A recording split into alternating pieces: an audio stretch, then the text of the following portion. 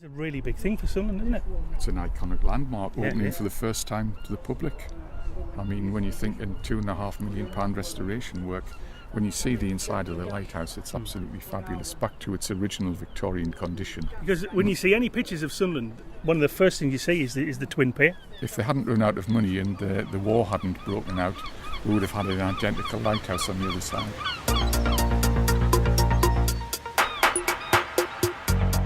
Can I just remind you as well, you're eating in my car.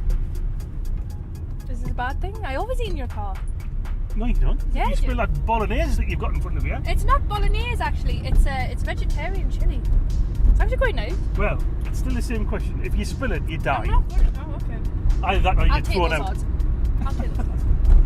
And what did you do today? Thinking I was somebody else? That poor woman. I know. As we were driving in, I was just about coming around the front end of the glass centre and I seen someone that looked exactly the same as Betty Ball, but from about quite a distance. So I opened my windows and shouted, "Betty Ball!" And she turned around quickly and it wasn't her. Because I was just about to say, "Oh, do you want a lift?" Oh. She says, "No thanks, I work here." That poor woman. Should be traumatised. Hiya! Alreeeet! I'm Betty Ball. And I'm Stevie B. He's a Mackem. And she's from up the coast a bit. Hang on, is that in the script? Because I can't say she's from South Shield. Yay! And this is Speak Up Sunderland, well done. So you're taking the mickey again this week, are you? Naturally. That's all I'm here for, isn't it? Every week we push the boundaries of your knowledge about our city by the sea. Whether you're from Sunderland yourself or you're listening from wherever you are in the world, join us on our weekly adventure. You sing when you talk, don't you? That's what presenting is all about. Do you do that at home as well? Yes. Do you? Yes. I'm going to put the TV on. I wonder what's on BBC One. Last week, one of the most iconic landmarks in Sunderland, the Roker Lighthouse, opened to the public for the very first time in its history. And we made our way to check it out. Eventually. I'm very confused with the Roker Piers up there. You're really confused that Roker Pier is there? What? But why are we here? Why we're here? Mm-hmm. We're here to look at Roker Pier. Oh, there's a rhyme. I know, but Roker Piers up there. I feel a beatbox coming on.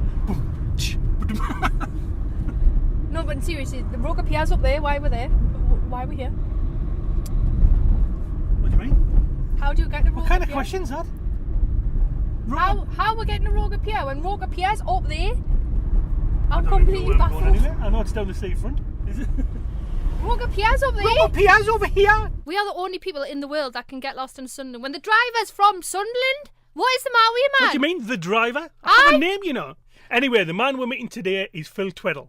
Phil has a strong family connection with the Roker Lighthouse. My grandfather was the lighthouse keeper. Oh, never. how lovely. So it's a family thing So as well. it is. This must be a very big deal. Treading in his footsteps. Oh, amazing. We used to come down as children, my cousins, my sister, his family, and play down here and spend a lot of time at the lighthouse. How big a day is this for you? Absolutely tremendous. I mean, opening day was a fabulous day. I mean, I've been in many times, obviously from childhood, but now being able to actually take people along as a tour guide, it's just the same. I'm treading in my grandfather's footsteps. What do you think he would make of today? I think he'd have been over the moon. He'd have been absolutely appalled the way the lighthouse deteriorated when it became fully automated and it was just left to stand there. Now it's been restored to the original Victorian condition. You've obviously spent a lot of time down here, obviously spent most of your childhood because it's been quite a family monumental thing that's for right, you. yes. So looking at the seaside now, right from the Roker Amusements all the way down to the brand new shops and the Adventure Centre, how do you find Sunderland is developing? From childhood, and over the last 10 years, this has developed remarkably well. It's now bringing people down. I mean, you can see there's a group of children on the beach there, Adventure Sunderland. The development of all the cafes and other facilities here, it's improving, and we'd like to see it further developed. It can only enhance the city, and obviously when you come down here, now that you can have access into the lighthouse and the tunnel, it's just another tick in the box for Sunderland. Sunderland city itself, it's always redevelopment, it's always doing new things. Like you say, you've got the brand new shops, you've got like the amusements and things like that.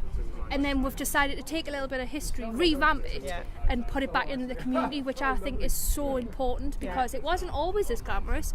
but it had to start somewhere. This is an amazing investment. Would really like a little unit where we can meet and greet people when we have parties of children. We can entertain them because we can't take that many down at one go. If we could have a heritage centre that's based here where you'd have like an education space to bring groups of school children, you could build a lighthouse, you could bring, you can build in science, history, all sorts, arts and crafts, and make so we want to extend the offer to education, and then beyond that using the pier and the lighthouse as a venue, maybe for arts, photography, writers, coffee shop. so that sort of, coffee shop. Could you imagine a coffee in the pier? We've got a lot. This is just the beginning. There's a lot more to come. So that's their plans to develop in the future, further changing the landscape of the Roker area and making it more welcoming for tourists. You've also just heard from Claire Purvis. My name's Claire Purvis.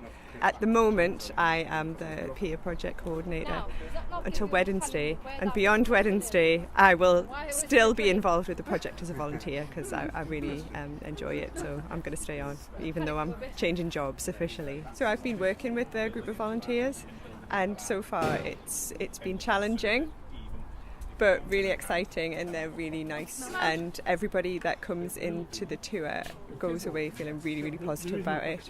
They love the stories behind it and the local history and the heritage, and I think that most people that come along feel sort of like a personal connection. Either they know somebody that helped to build it, or they knew somebody that worked here, so people really, I think local people really feel like it's a part of their heritage, which is lovely. My name is Ben, and I go to Corpus Christi Primary School. I live in Newcastle. I'm Colin O'Brien, I'm his granddad. I'm now retired and I live in Roker. It's a good experience. Learned the history of the pier.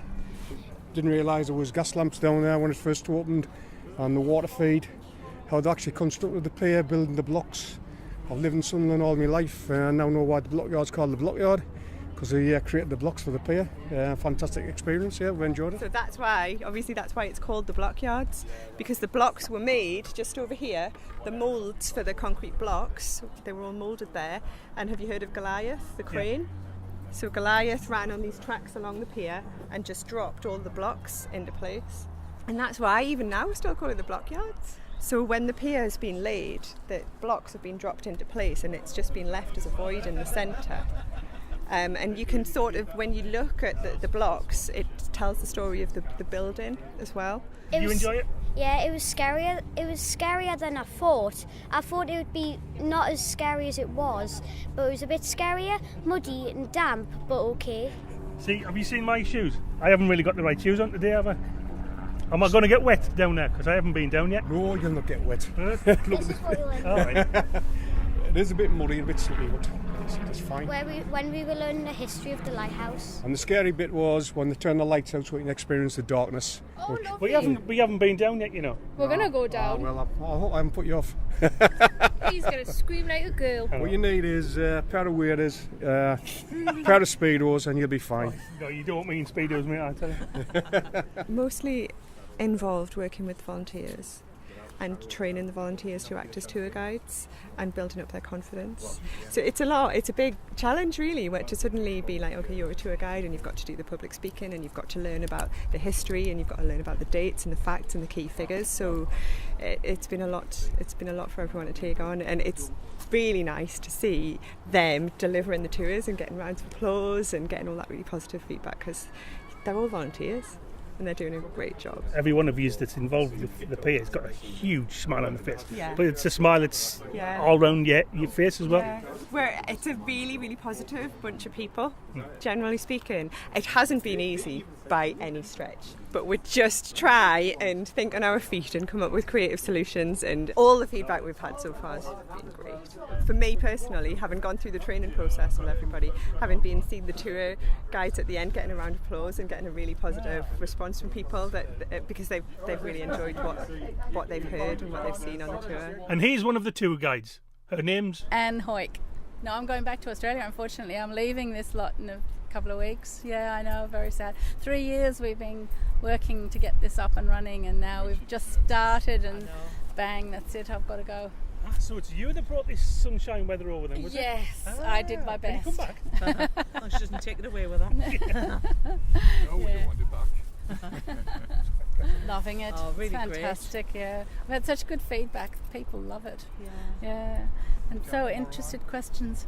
On the committee, we were the what do you call us? The vanguard, weren't we? We were the founding members of the committee. Yeah, 3 years ago. I started 3 years ago. So what does this day feel like? Because it's day one, it's the first day open. Very exciting. It's fantastic. I'm so pleased it went as well as it did because we were really worried about how it was going to go. We didn't know. So very pleased that it's worked out. A huge smile on your face today. Oh, it's lovely. Yeah. It's great actually seeing it all happen after talking about it for so long. It's really good. We've had so many We have had the day's here now, so it's just you build from this day onwards, don't you? Yeah, absolutely. Yeah. We've done enough talking now. Don't know about you, but I'm dying to get into the Roker Pier tunnel. Hard hats first. Aye. And now might be the wrong time to point out I kind of get a bit claustrophobic. You don't like tight holes, do you? It's dark as well, man. It's clammy. To be fair, I'm nigh on 6 foot. How tall are you? 5'10". Oh. About 6'5" on me platforms. That's your Sunday outfit. Steve, if these hats fit in your head, it's going to be a blooming No, because I looked on the website this morning and the tunnel looks like really small. Jeez. I know, but I'm kind of like semi-claustrophobic. I'm not like to the part of being panicked. Sorry, man. That's I'll just Lamar's breathe with you. I've just dealt with a little lady getting into labour in the pool, been out in a tunnel. You wouldn't believe me day at work, Stevie. I swear to God. Have you had another bad day? I need to get paid more, me. You don't have like boring days, you like there. Be a lifeguard?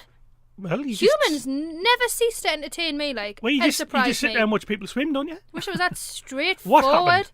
I had a lady nearly give birth. I had a poor gentleman, bless him, who said he had a really bad heart problem and then turned a funny shade of green and grey. So we had to get the defib out and watch him. Then we had to get the ambulance there. Then all the slides broke.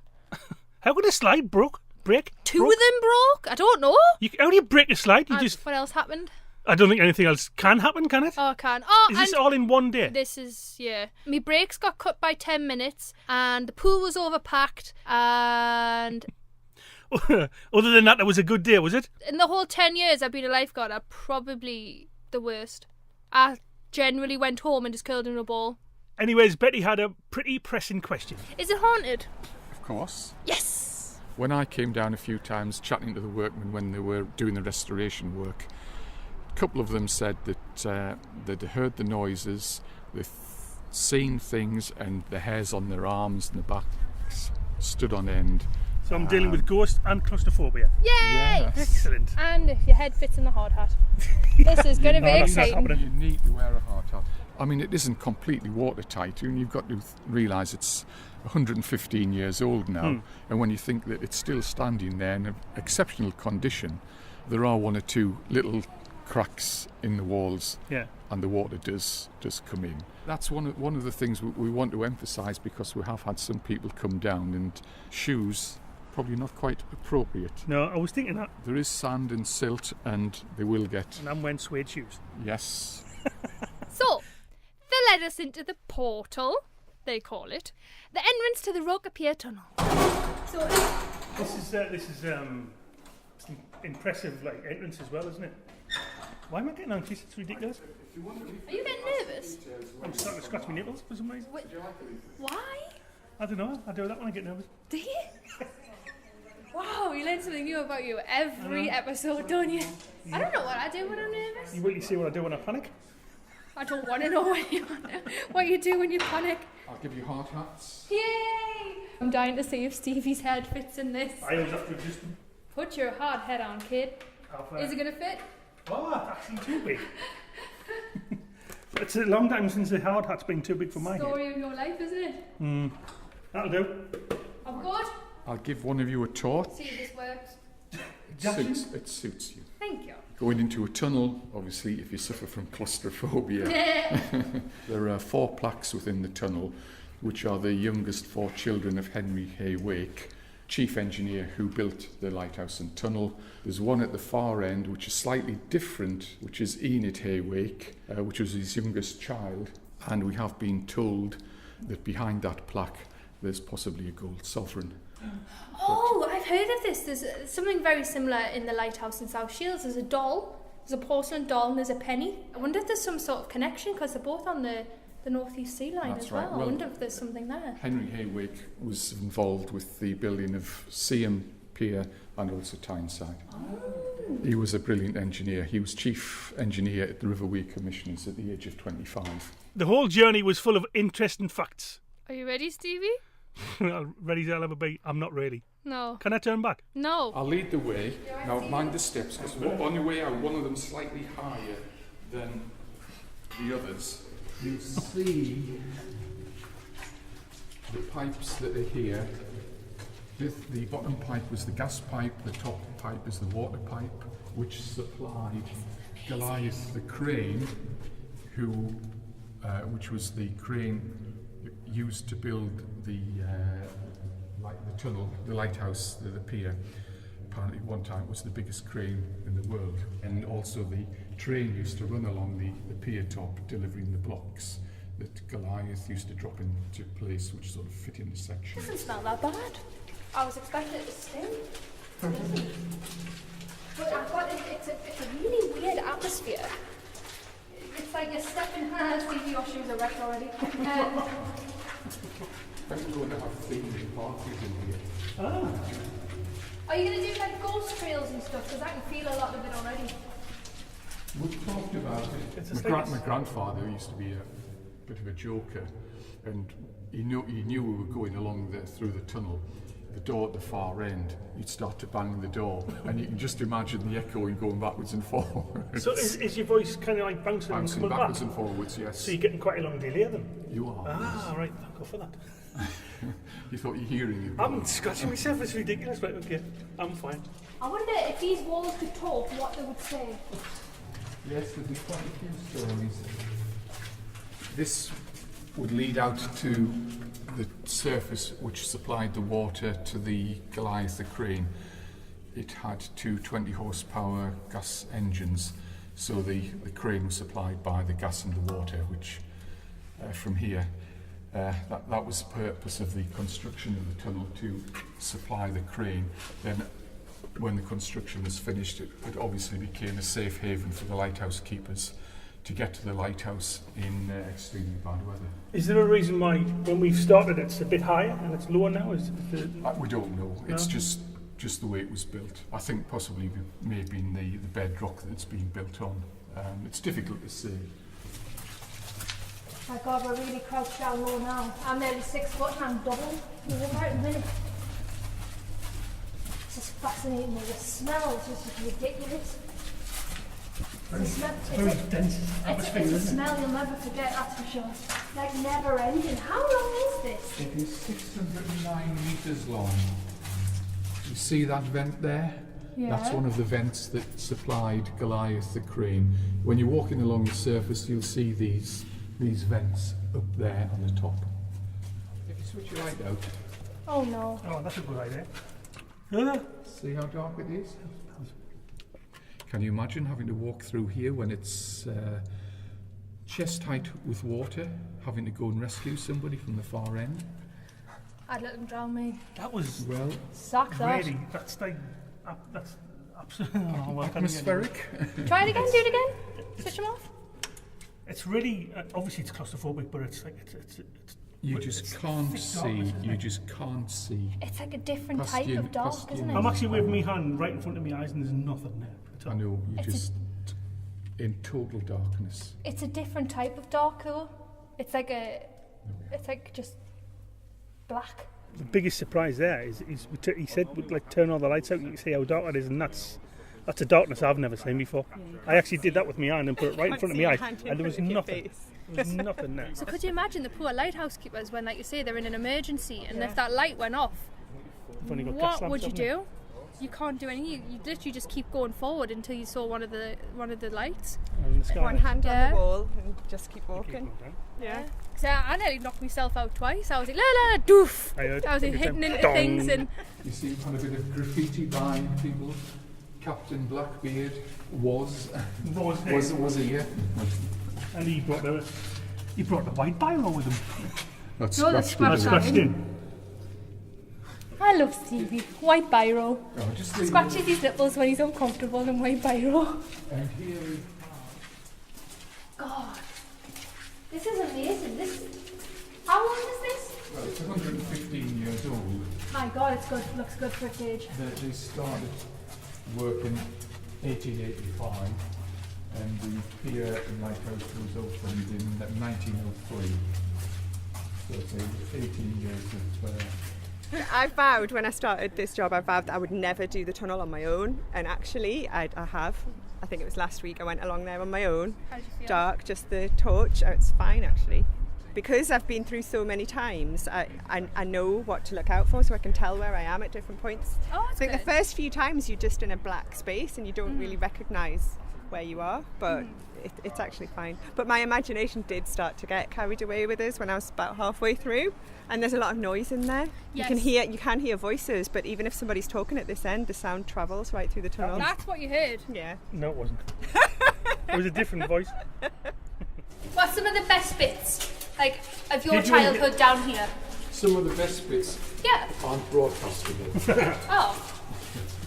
No, as youngsters, when we came down to the lighthouse, every time we went up and down one of the floors in the lighthouse, there was always a cloth to polish the brass handrails.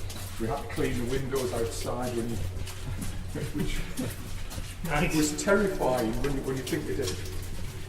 Somebody aged 10 to 12 climbing out onto the parapet on the lantern and cleaning the glass. And I wasn't very tall either, so it didn't reach very high. But it was just an enjoyable childhood coming down to the lighthouse and playing. He just kept an eye on us and let us do what we wanted up and down. We thought of taking photographs or recording things, which we just never thought about it, and now we've lost quite a lot of history. So did your family live at the lighthouse? No, it was never lived in. Oh, right. Well, my grandfather lived in Pier Cottages, the first cottage on the end there. We've obviously stayed there many a time. He started here when he was in 1925. He was lighthouse keeper for 50 years, and he retired when he was 75. Wow. That's some going, that, like. It is. He either loved his job or he needed the money. Or both? Or both. I think he loved his job.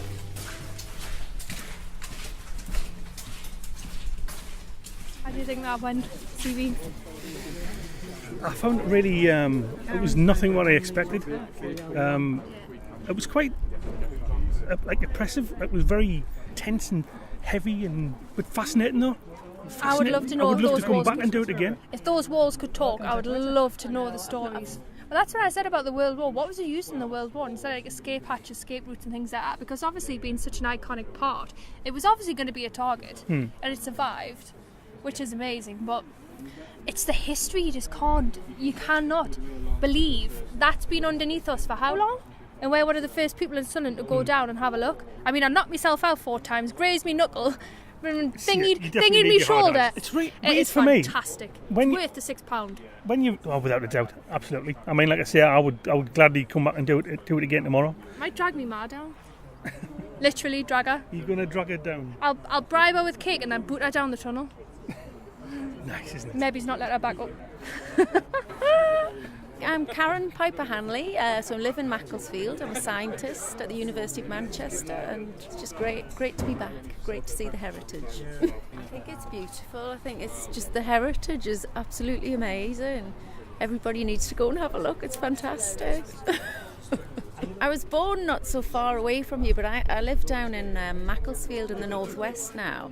So it's just lovely to see a difference in the kind of the heritage. So we've got quite a lot of mills, and they've all been done up beautifully around the Manchester area. But Newcastle with the coal mines, we went to Beamish yesterday, and going along here today is amazing. How did you find out about this then? Do you know, I was just by chance watching the local news yesterday, and saw that it was opening for the first time. So I went straight online and So you've come on the first day then? Yeah. You're one of the first?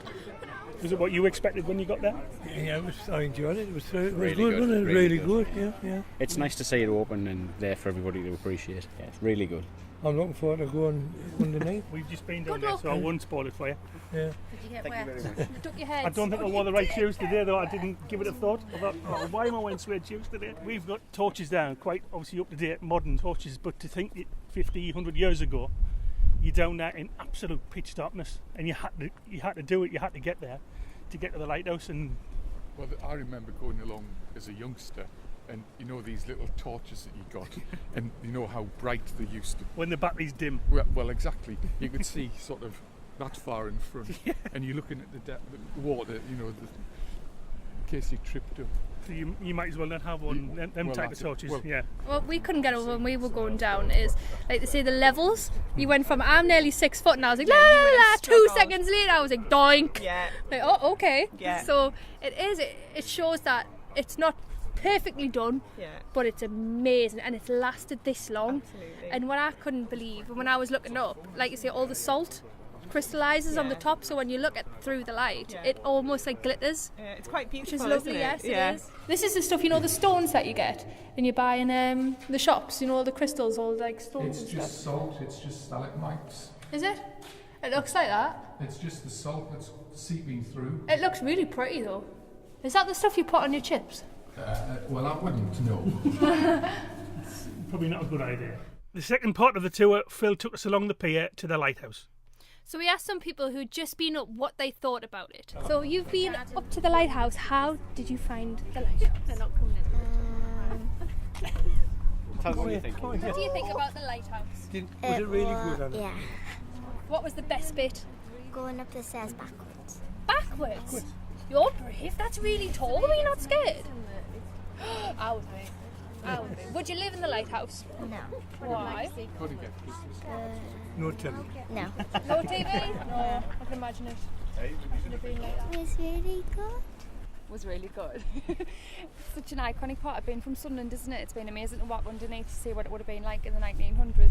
Fantastic, isn't it? What did you like best about it? The lighthouse at the top. The lighthouse right at the top. Lovely, wasn't it? Is it a good view from the top? Would you like to live in a lighthouse? No. Every kid I've asked is like, no. Was a bit cramped, wasn't it? Yeah. And there was no TV. That was another common answer. And what else did you ask? What did you want to ask the lady in there? What was missing from your experience? Is there any Wi-Fi? No, she was going to. That has to be number one first, isn't it? Before you move anywhere. TV and Wi-Fi. TV and Wi-Fi. But it was really good. We enjoyed it with that. Excellent. It's just such a fantastic experience. I feel like they've really enjoyed themselves and it's been a lovely day out, hasn't it? It was quite cheap as well. So. Also, was that not just the cutest voice you've ever heard in your life? One more time. It was really good. Shall we? What's the point if there is no Wi-Fi in here, man? Wi-Fi, man, Wi-Fi. Oh my God, we're about to enter. We're about to enter the lighthouse. The thing I've been looking at for my entire life. Hold your breath. Really? Does it smell? Take a deep breath. Oh my God, it smells like a dog. Wow. This is unbelievable. I can't believe I'm in it. This is something I look at practically every single day when I drive past. I always wondered what it would be like. This is incredible. Fantastic, isn't it? Yeah. I mean, look at the tiles. Where would you expect to see? Are they the original tiles? They are. Some have been replaced. You can see where that bit's all been replaced there, but you can see there's little sections where the colour's not quite right. But the company who put the original tiles, or where they were supplied from, is a company called Minton Hollins, who were taken over by Johnson's Tiles, who still retained the pattern and were able to manufacture these tiles to replace the damaged ones. And for a bit of advertising, you can now buy these tiles from Tops Tiles. It's called the Roker range. Really? Yeah. Fantastic. So that's another tenner that you owe me. And then you see now loads of Sunderland football fans are going to think, oh, I want to have them in my bathroom. And if you want to advertise your business on Speak Up Sunderland, get in touch. Ha ha ha ha ha ha ha ha ha. That view is outstanding. Just wait till you get the lantern room. This obviously was built as a showpiece. No other lighthouse that we know of has been built to this standard. And all we think was that the Riverway Commissioners had this built and made it as a showpiece. You'll see some of the photographs where they're on the round head or on the pier, and they must just have come along into the lighthouse to see how spectacular it was. You'll see from the next floors how magnificent the detail's gone into this. There's no rhyme or reason why it should have been built to this specification, because normally you go into a lighthouse and it's just plain walls, concrete, whatever. But when you see the floor like this, then you see you go to the next floor and it's got a parquet flooring. I was going to move in. I like the sound of it, the parquet flooring. I think I'd quite fancy moving in myself. Well, let's have a look. Peter showed us where the end of the tunnel met the lighthouse's basement. I'm Peter Connor. I'm one of the tour guides for the Roker Pier and Lighthouse. I've been doing it for about 2 years now, and it's just our first year open today. So. Is it still at the first 2 steps? Yep, still at the first 2 steps. Well, you can hear them at the far end. Yeah. I know we've been pestering them. We've been trying to scare them. Yeah. I was like, I should shout help, and I thought it was a bit evil. This will frighten them. That's just going to echo all the way down, isn't it? Well, my grandfather, he knew when we were coming along as kids, and he'd start banging that door. And there was always spare valves lying about, and they had a cork float inside. So when he dismantled them, he'd start bowling them down the tunnel, and you could hear them bounce, bounce, bounce, then it would echo. Have your life. It did. You'd be petrified, and then you had to go and find them. God, this is amazing. I think when you see something like this, though, you go back there when you were talking about the chief engineer before. I mean, this is... He must have been a brilliant guy. Yeah. I mean, for becoming chief engineer at 25, it's incredible. It was his calling. Oh. Magnificent structure, isn't it? We'll head up to the next floor. That's the floor below we've just been in. They were the 2 engines that were there. That's the ladder to the tank. And that's my grandfather. Oh. Weird, you look like him? And say I'm like him at times. Fun memories, yeah. The times, as I say, he used to wear the uniform and the cap. Always wore his cap. Great childhood memories of, brought back, for the time I spent here as a youngster. And this is the optical light. That's the light, and that was the optics that went round on a mercury bed, which once you got it moving, it just floated on a bed of mercury. There's my grandfather once again, with a picture from the Echo. That's the radio, the new radio that had been installed. Phil took great delight in showing us the big collection of photographs that he had, documenting different parts of the life of the lighthouse and the life of his grandfather. Oh, it has really cute. Like it's always nice when you hear like a sentimental story into something that we see every day. Actually means so much more to somebody else. You can see why he was proud, though. I mean, it was like an executive lighthouse, wasn't it? If the lighthouse was a hotel, it was like the Ritz, wasn't it? It yeah, had, like, it was. But it parquet still flooring is now and a massive monumental heart of Sunderland. If you haven't been, by the way, and you listen to this, I think you're in for a big surprise when you go down, because we were really surprised. If you can manage all the stairs, of course. Teeny weeny stairs. Let me get narrower. My butt ain't getting any narrower though. My butt ain't gonna fit in this. God, this is incredible. Is there another layer? Sorry? Is there another layer? The floor? Yeah. Cool. So, when it was first opened, there were 3 lighthouse keepers in operation all the time, purely because of the light mechanism. This is amazing. I still want to live here, but my bum's not going to fit through this next gap. The next layer of floor was left in its original condition. This was just left because to show people what it was like and the work that they've had to do. And we say the winding mechanism they had to wind it every hour for the light, and it went there to turn the optic straight through the floors. I'm bringing my dad to this. My dad would love this. So we'll wander up to the light chamber.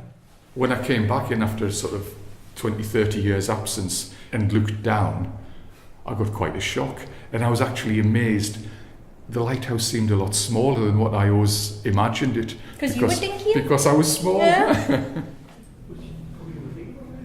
You can hear the wind blowing through the air vents.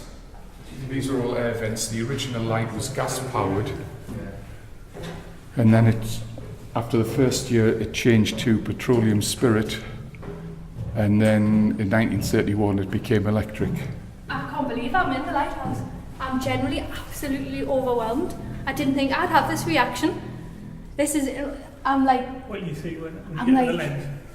It's fantastic. It's amazing. I'm completely gobsmacked. So the next one's the light room where you get the spectacular views. Oh, this is really... Wow! Now this is where you keep the light. And are you ready? Top floor of the Roker Lighthouse. Betty sees the view in 3, 2, 1. Oh my god! Oh my god, look at this view! Oh my god, I totally understand what you're saying now. Spectacular, isn't it? Wow! Let me look at that. That just puts everything in perspective. Teeny, that boat's probably not even that small. I was here a couple of weeks ago with a tour, and the dolphins were out there. And it was quite good watching the dolphins. Oh, makes you feel a bit sick though. You look at the singing, you're a bit like, But there's the foghorn down there, that orange. It's amazing how quiet people go when they come up here, and they just, the little rail around there, the foot plate. I used to climb out onto there, and you little daredevil. no health and safety. You little daredevil. There's a ladder outside that he climbed up, but when you see there's no rail or much, only the one hand rail. I'm still gobsmacked we're here. I cannot believe it. You see, you drive past this every single day, and now you have the opportunity to be in it at the top. Is that all top? Yeah, hold on, these are the windows you cleaned. These are the windows, yes. Did he love you? Is he trying not want to kill you? I think if my mother had found out, she'd have probably killed him. But yeah, go on, son. I'll give you a couple of shillings if you go out and clean the windows. I think it's the original glass as well. yes, the ceiling is copper. It's been painted, but it was copper to give more reflection, the light. I think at one time this was black. It wasn't blacked out, so they had to move the optics to stop the flashing light going round to the land. But now it's blacked out, and it's all automated. You now have a LED light, sort of off the shelf. The two parts of the tour are very different. You go underground and you see like the foundation works, and that gets people a bit like, ooh, it's a bit like cramped, cold, this, that, and the other. Then you bring them back up and go, yeah, but you've got to do this, and then you're like, oh, because you can't have one without the other. I was just going to say exactly the same thing. Yeah? You can't do one and not do the other. No. When you see the refurbishment of this lighthouse, I mean, £2.5 million doing the whole pier and lighthouse. Every penny's been well worth spent. What was that? Just the noise from the air vents. That's the other It's ghost. amazing that wasn't ghost. The thing is, as well, everything that we'll make during this venture goes to the Roker Heritage Group. And we've got plans like for outreach and stuff like that. And we've now diversified ourselves from the council, although we still have their support. Anything that comes in from tours goes to the charity for the Roker Heritage Group, which will be used to maintain the lighthouse here. I think that's a huge selling point, isn't it? Though I mean, you're self-sufficient that way. Well, that's it. I mean, we're all volunteers. We're not paid. We do this because it's something we want to do, and you can see we've all got a great enthusiasm for this project. It's taken over our lives. Right, if you're looking for volunteers at the moment to help us, because we want to do tours all year round. At the moment, we've only got about 10, 11 of us that can do tours. So we can get a bit stretched, especially when people are on holiday. So if there's anybody who is interested in volunteering, just come down and give us a shout. I think we should just take a moment to be silent, which is a miracle for me, to actually just take this in, because this is just like insane.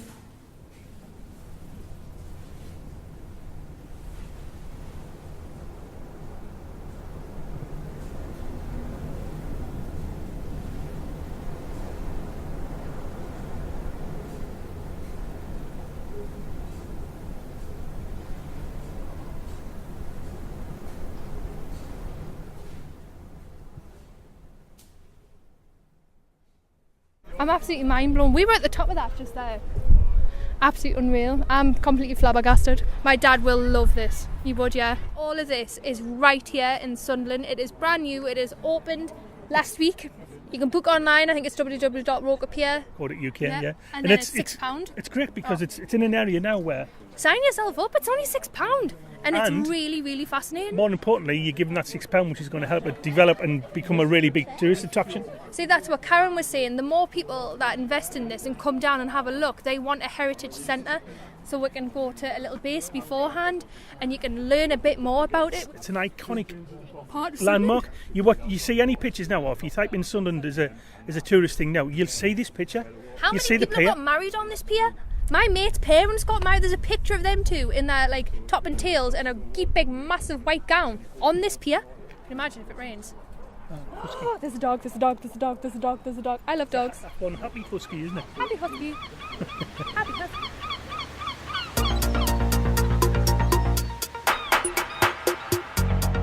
Do you want your brownie now? Or because you're going to have to drop us off in front of my car. I'll give you it then. You're out of my dreams. Well, nothing to put it in.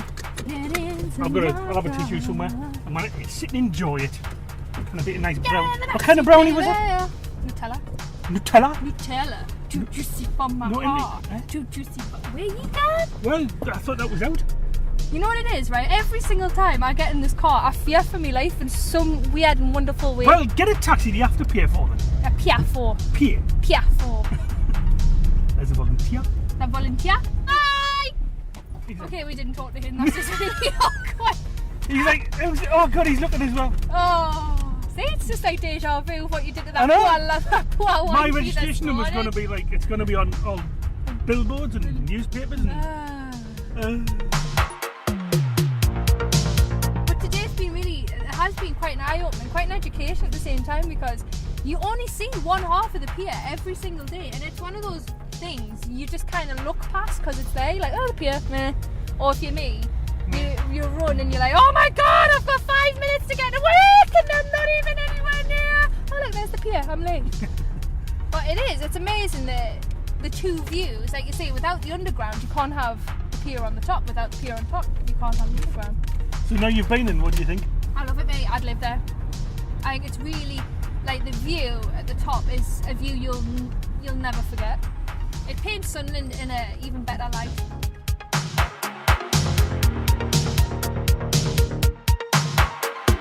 Got any stories you want us to cover on Speak Up Sunderland? We'd love to hear from you. Also, next week we're holding our first Q&A style episode, and we need you and your voices if you want to be on. Get in touch! Betty!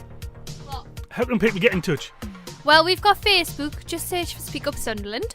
And Twitter as well, we are at Speak Up Sun. Roll call! Thanks to Phil Tweddle, chair of the Roker Heritage Group.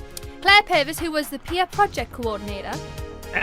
Anne Hoik, a tour guide with the project from Australia. And Peter Connor, the other tour guide. See you next week. Next week. See you later. Wouldn't want to be here. Trot. See ya. Bye. Missing you already. Really? Liar.